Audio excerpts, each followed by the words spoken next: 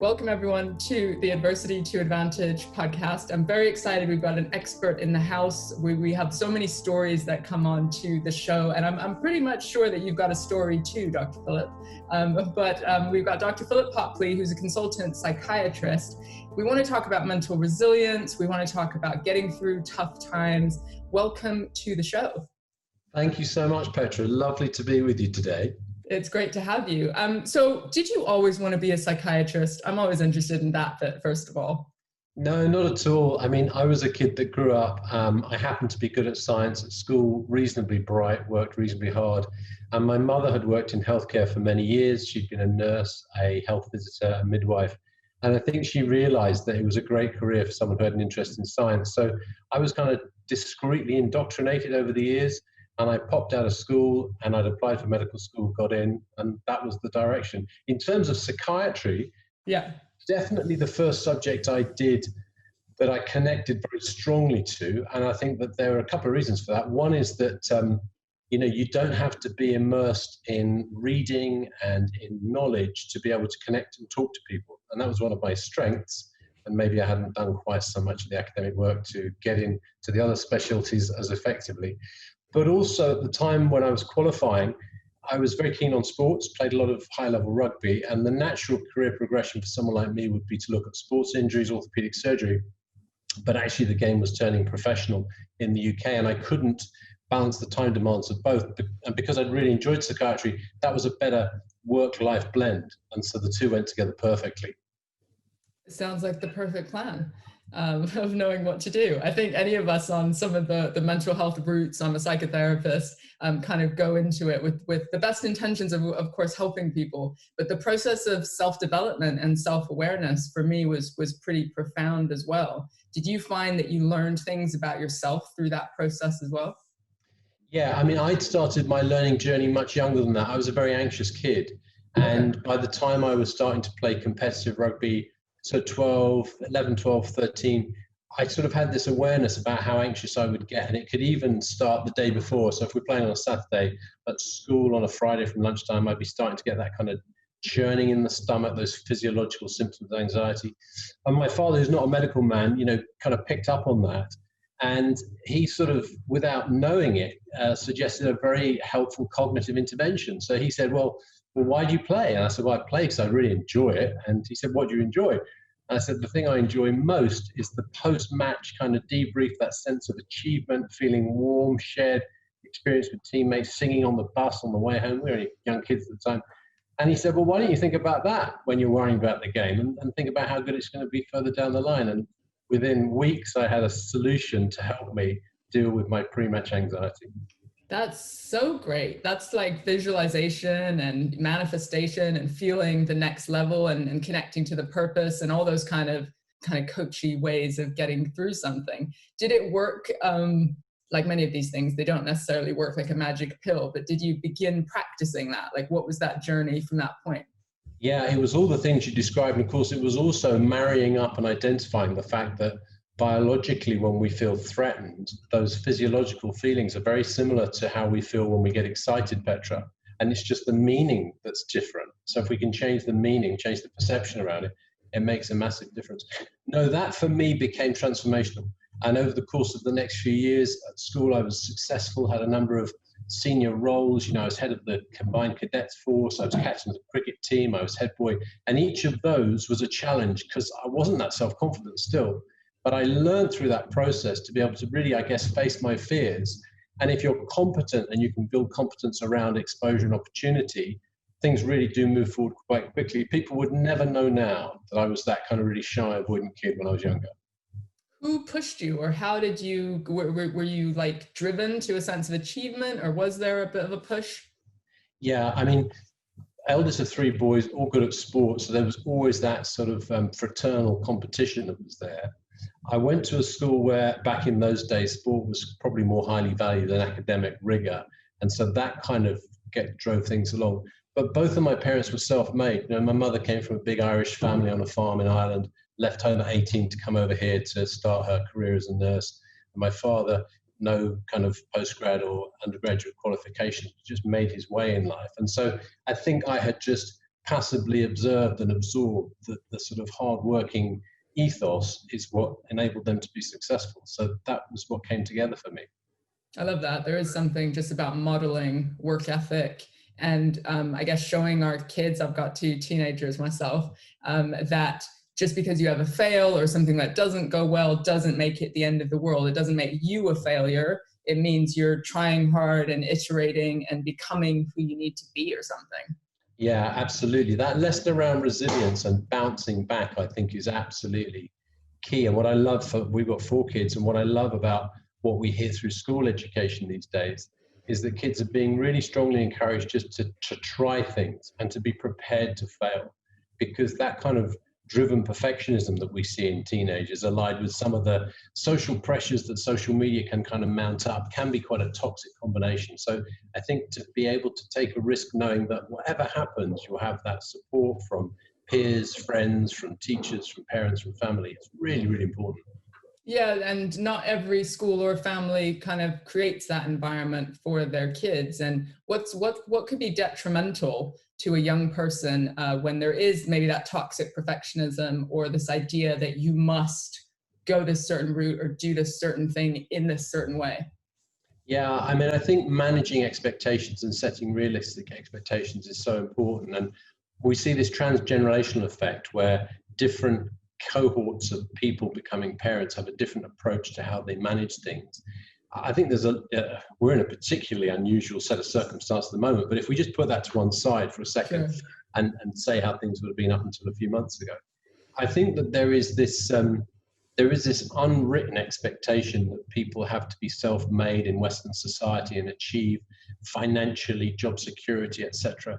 And for me, that's a potentially a big clash, because you're pulling yourself away from something that might give you value, meaning, reason, and fulfillment towards something that, okay, might make you financially successful and comfortable, but actually doesn't necessarily tick the really important, deeply rooted boxes we've got. And going back to the school scenario, I won't name the school, but I was at an evening with one of my kids some years ago, and the previous headmistress was giving this message to the kids. She was saying, now, when you come to choose your GCSE subjects, make sure you choose things you're good at, not that you necessarily like. And I was like, I really wanted to shout out, that's wrong, that can't be right.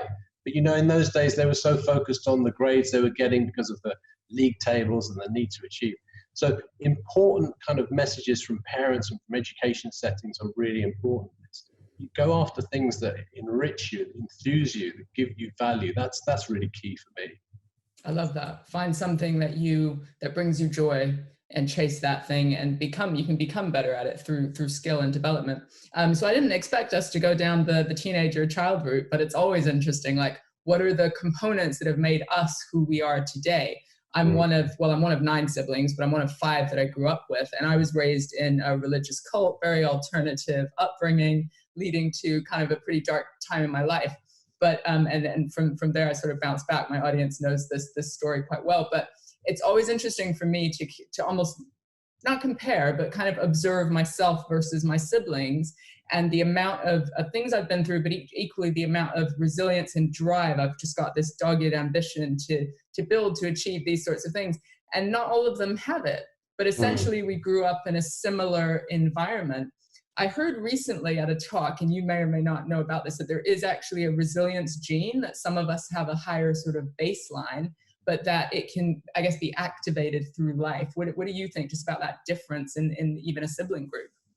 Yeah, so me and the team at Cognasti do a lot of research and training in this area. And I think it's fair to say, to put it simply, there's a smallish proportion of the population who are kind of born with this built-in innate ability to be a bit more bounce backable, a bit more resilient. But the vast majority of us develop resilience through a process of learning and absorbing, and as we said before, trying, failing, and then just pulling yourself back onto your feet.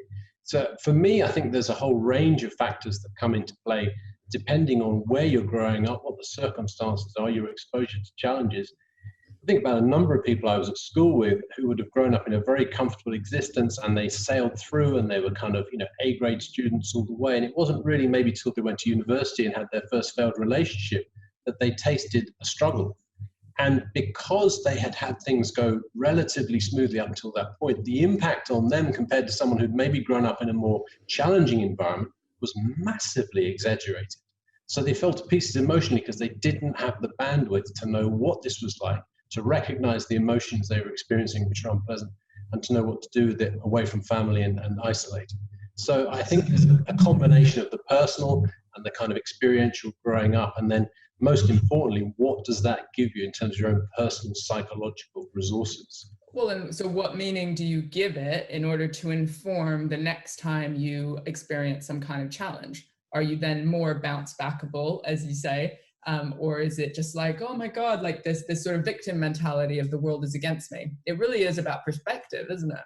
Yeah, perspective, and also recognizing those automatic thoughts that many of us grow up just in certain patterns of thinking. People talk about schemas or other things, but what is it that I do in my thinking style that would be different from someone else under the same set of circumstances? And certainly from our experience, catastrophizing, personalization, and all or nothing thinking would be three styles which are very manifest in people who are competitive and successful. And if they're not recognized, if we don't have self-awareness, then you can see how people get into problems when the road gets a bit bumpy. So say those three things again. One was personalization. Yeah. Personalization, so believing that things really significantly apply to you, that you've got that enhanced sense of responsibility for things going well, but also particularly when they don't go so well. Catastrophizing, so you have some bad news and you fast forward immediately to the worst case possible scenario. Most people do that at some stage. And then you look back and think, actually, it wasn't nearly as bad as I was thinking. And then the all or nothing thinking, people used to call it black or white thinking. Black or white, yeah. Everything has to be just so.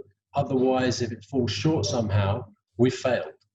So there's no sense of something being pretty good. It has to be just so, just perfect. Yeah. And so people who may adhere to one of those three styles, let's bring this into the present now. So we've got COVID-19 pandemic. We've got a massive radical shift in how we work, how we live, people's survival instincts, their fight or flight instinct going up, right? How do you think people who maybe are using some of those ways of coping might be dealing with a time like this? Well, I mean, we've seen this happen, and you could almost predict it because we know that transition is perceived by most humans, or change, as some form of threat. So in the early stages, huge spike in anxiety. The anxiety was predominantly focused on health. Will I get this disease? How sick will I get? Will it affect my elderly parents? Will it affect people that I know that are close to me? And that was understandable because it is a potentially fatal illness. So there's no kind of abnormality in terms of that response. As time has moved on, then we've seen that anxiety maybe broaden as people have become more comfortable with living under lockdown, having different working circumstances. And the concern has spread towards, okay, what does the future hold? Where's the economy going to go? Is my job going to be secure? Again, realistic worries. But for some people, they then become something that they can't get out of their mind. They ruminate on, they churn around all the time. And that drives a very, very high level of chronic stress, which is not good for our physical and psychological well-being. And I'd say in recent weeks, what we've then seen is people, I guess, normalizing to this new existence, and perhaps developing frustrations, boredoms at restrictions they've got. So moods maybe dipping a little and people becoming more depressed. And certainly over the last week or so, I've had 2 or 3 of my patients who have taken overdoses because they've been so worried about what the long-term consequences of this are going to be. And for those people, they've been catastrophizing, absolutely, no doubt about it. I suspect what we're going to move to next as the restrictions are lifted is another spike in anxiety. What does going back to work mean? How can I be socially distanced from my work colleagues? What's it going to be like traveling on public transport? I don't want to do that, so how am I going to get to work? All these unknowns. And of course, the advice that we always give, I'm sure you do as well, Petra, is just to try and look at things objectively. Try and focus on what you know to be factually correct. And then rather than spending time mulling these over in your head, trying to find a solution, talk to other people, look for kind of support and resources elsewhere, and try and just reframe things and identify those unhelpful thoughts and just refresh. Yeah, because I think when we're stuck in a loop of fear and anxiety, and perhaps the news is on 24/7, but equally you could be saying, well, I'm connecting to good people and to my friends, but that could be just regurgitating the news and the fear response. So where you might say that you're balanced in your thinking, actually you might be constantly in a state of adrenaline, right? And just feeling more and more overwhelmed. So I want us to hold that in mind, but I also know that you work with elite athletes, right? So that's a pressurized environment. It's getting people to perform. And I don't think, sometimes we talk about the poor end of mental health, so mental illness and the people who are struggling.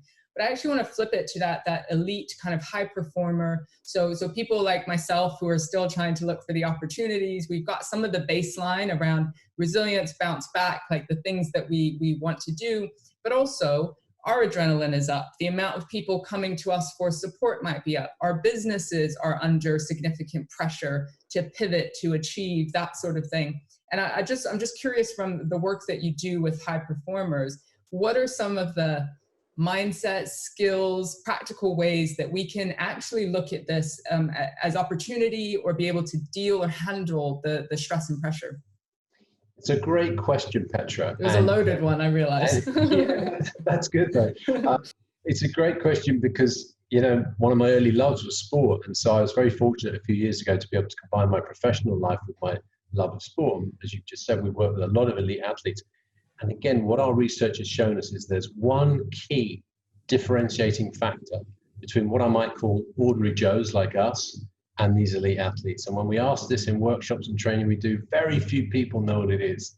And when they hear it, they kick themselves because it's so obvious. And it's recovery. Okay, so an elite athlete has hardwired into his or her schedule recovery every day, every week, every month. You look at their activity levels and they're on this kind of wobbly, curvy line, sinusoidal way. They might go in peaks for a period of a few hours, but then there's downtime. The rest of us, meanwhile, when we're busy, we work flat out, foot down, and we think, well, I can take a break on a Friday afternoon, or I can get some time off. That is not sustainable. So our mantra for sustainable high pressure, sustainable high performance is, how do you embed recovery, rest and recovery, regular breaks into your everyday working? And it's literally as simple as every hour, take 5 minutes out, get up from the desk, go for a walk, listen to some music, practice some mindfulness, speak to someone, put your mind into a different gear. There's a very good reason why school structure is around a 40-minute lesson. It's because people know in education that the human brain can only tolerate so much work for so long. After a while, we get disinterested, to kind of productivity drops away. So we should be exactly the same in everything we do. Now, as therapists or people working in mental health, we have sessions usually 50, 55 minutes long.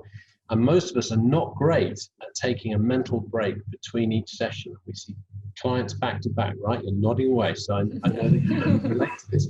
But it's so important even just to get up from the desk, open the window, stick your head out the window, just do something different to refresh what's going on, build in those recovery. And then beyond that, you've got to have balance through the week. So what are you doing around diet, hydration, exercise, and sleep? Those are 4 cardinal pillars. But most of us, when we're busy, unfortunately lose sight of very, very quickly. They can't. These are what we call recovery behaviors. They're essential to being regularly able to perform at our best. And what we see in the business world is that the very best performers model this from the athletes. And you speak to most corporate audiences, and within groups, there'll be a couple, a small percentage of people who've mastered this, they've learned this, they've understood this. Even CEOs who schedule in their diaries 15 minutes of mindfulness. They might not put it in there as mindfulness because they might not be kind of that comfortable to talk about it, but it's something that enables them to take regular breaks. I love that so much. And in the webinars and the manager support that I'm offering during this time to a range of businesses, it feels like that reactive state has gotten worse. So with the video conference, the Zooms, the WebExes, whatever they might be, a common question within the conversations that I'll have is, there's no breaks between the video call, between the meeting, between the next thing that's very screen focused, not to even go on the side kind of link of screens, right? But the idea that because of there's a certain fear around redundancies, around change, that people want to be seen to be working every minute of every day so that nobody catches them out. And they're losing that like explicit, open, even vulnerable conversation about the situation and the expectations. And I think it's coming from 2 perspectives. So it's our personal responsibility to understand this, even look at the research. There's so much science to back up, as you say, recovery. But equally, there's something from a cultural perspective, right? Like what is the culture that I guess should be created in order to sustain good mental health, mental fitness for employees? Yeah, well, from our experience working the last 10 years with some major global organizations, these approaches work when they come from the top down. You have to engage senior leadership. I don't mean middle management, I mean senior board level people to model this behavior themselves. There was a very interesting article in The Lancet not so long ago about how do organizations, or how do cohorts of people, how can we support them best in terms of their psychological well-being during a period of lockdown or quarantine like this. And the two things that came across very strongly from an organizational level were, first of all, there has to be regular, honest communication. Has to be honest. There needs to be emotional, psychological safety in order to do that, right? Exactly. And then, of course, that's got to be backed up with providing the right kind of resources. And we're seeing organizations who get this right making very regular announcements out using different channels, different ways, but being very clear that the message is the number one priority is that you as an employee or as a partner of a business, you look after yourself as number one priority. It's like the old put on the oxygen mask analogy, you know, on the airplane, because people recognize that if you don't do that, then yes, you may be tethered to your desk and it seems like you're working for an extended period of time. The quality of what you do will suffer. And ultimately, that benefits nobody at all. But unfortunately, in a lot of cultures, that's a message that people still struggle to follow. And that's why I say it has to come top down. You have to really, really demonstrate this from the leadership. So it is the leadership, and then that wider circle is like society, you know, like, and people are reflecting in those who are on furlough, or perhaps their circumstances have changed, on what slowing down is doing to them, for them, post-panic. Obviously, if we're in a sort of habit of pushing forward all the time, slowing down can feel a bit like, oh, what's going to happen, you know, which is interesting in itself. But there's something just around, I don't know, competition, media information, comparing, this idea that we need to, as you said earlier, be self-made, be driven, be pushing, and be seen to be, like comparing with other people on social media. What can we do? I mean, it's a very existential kind of broad question. What do you think we can do just when all of society, I'm in London, I think you're in London too, is just kind of going, push harder, push harder, push harder. What's the downside if we don't? Well, I mean, I think the first thing you can do is ask why. Yeah. You've got to ask why. Why should we be doing that? That's a hard question to ask at the best of times, but actually this kind of reset period that we're in now is giving people ample opportunity to review what they do and how they do it. And for a lot of people, that's going to change not through choice. You know, there's talk with some of the big organizations we work with that they will not be able to reintroduce more than 20-25% of their building population into a working space at any one time. So we're about to go into a fundamentally different way of operating. Yeah.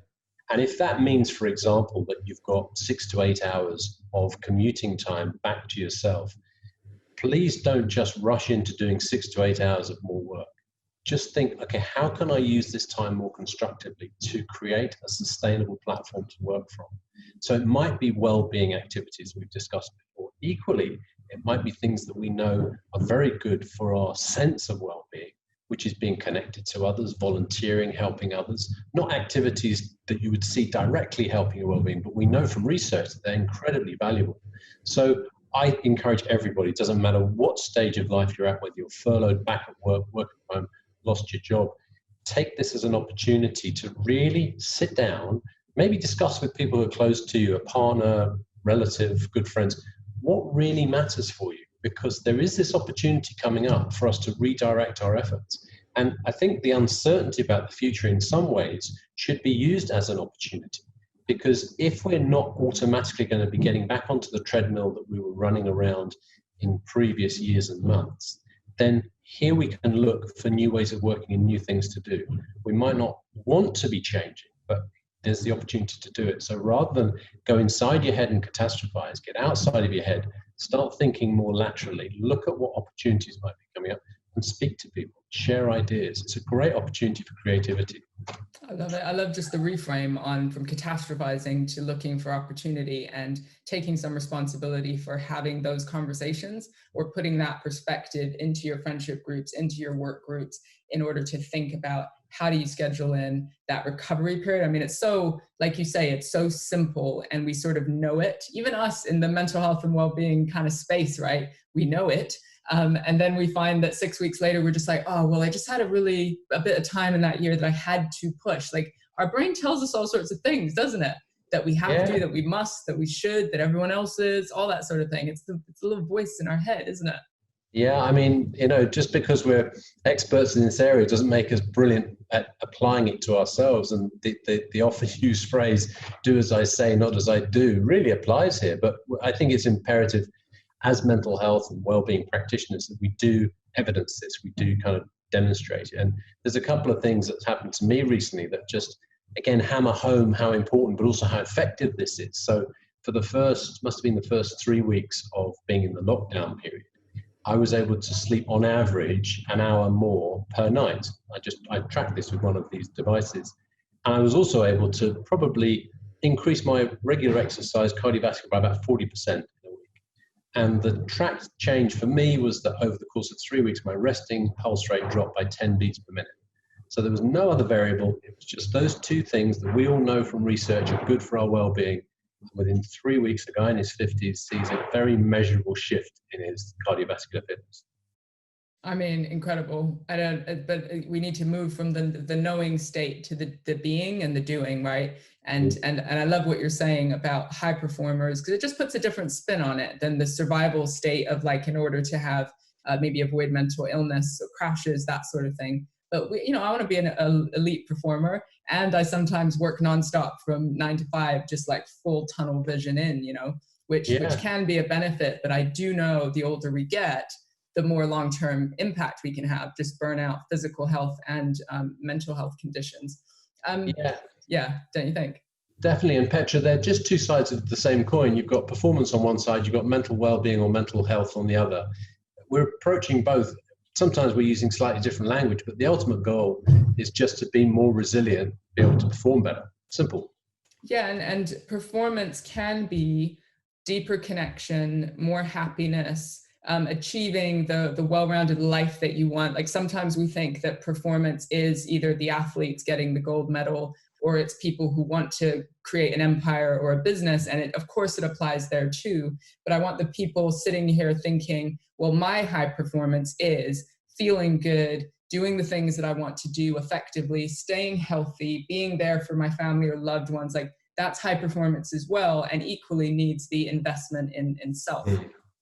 Absolutely. I'm watching an amazing Netflix series at the moment called The Last Dance, and it's a review of Michael Jordan's career as an NBA pro basketball player with the Chicago Bulls. And he was a man of immeasurable talent, really. But his transformation, probably in his second or third season as a leading pro, was the recognition, and he had to be taught this by coaches, that actually, rather than doing everything himself, enabling the team around him to function more optimally as a leader was what was going to get them ultimately to their goal of becoming national champions. And the same applies for us. So yes, self-awareness and look after ourselves, but then think about that connectivity around family, around peer groups, around friends, around people that we work with. How do we do this together? How do we share the importance of looking after ourselves so that it's a collective improvement? That's the exciting thing for me. I love that. And the experience is just so much funner and more uplifting, isn't it? When we can bring people together and enjoy the experience. I love that. Before I ask my final question, where can people find you if they want to connect with your work and with you? So we're called Cognacity. Just go to www.cognacity.co.uk. You'll find us there. Send an inquiry. I'd love to hear from people and to share their experiences and help them in any way we can. I checked your website out before this. It looks amazing, the things that you do, very science-backed, but very human. And I say that because sometimes when you got the science-backed, you're kind of like, oh, it's going to be super clinical and heavy. But you guys seem to have that balance of the superhuman practical approach, which I love. Yeah, for us, it's all about trust and integrity. If you can't have an open conversation with someone about how you feel as an elite performer, or even someone struggling with their mental health, then we can't get very far. That's so important, Petra. Love it.